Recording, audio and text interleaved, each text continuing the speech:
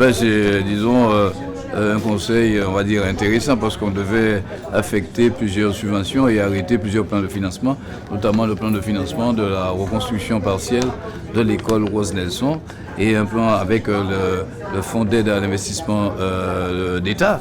Donc c'est quand même une belle victoire pour nous de pouvoir obtenir ce financement étatique. Arrêter aussi le plan de financement de la rénovation urbaine.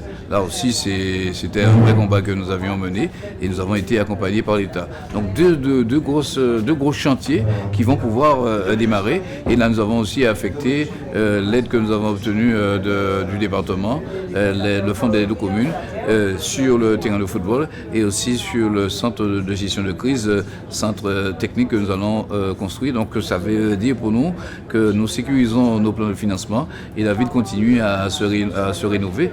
Et nous avons travaillé sur quelques dossiers techniques concernant des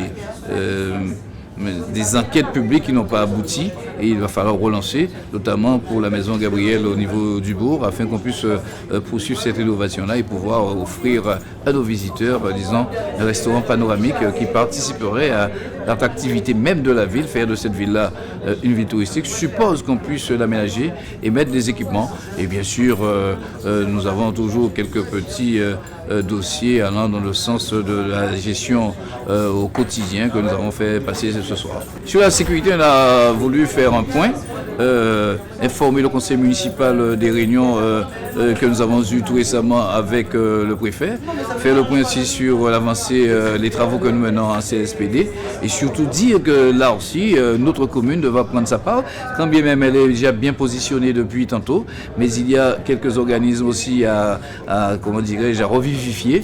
Il y a le conseil d'aide aux familles qu'on doit mettre sur place et aussi à activer la cellule CAP Insertion. Ça a été important pour nous. Et bien sûr, la veille scolaire dans le cadre du SPD qu'on doit activer pour suivre les enfants, suivre les familles afin que moins d'enfants puissent, disons, passer de l'autre côté aussitôt qu'on le voit. Donc voilà un conseil municipal, de transition qui devrait nous emmener, le prochain devrait nous emmener sur le PLU afin de valider le PLU de la ville qui va être l'outil stratégique d'aménagement futur de la ville.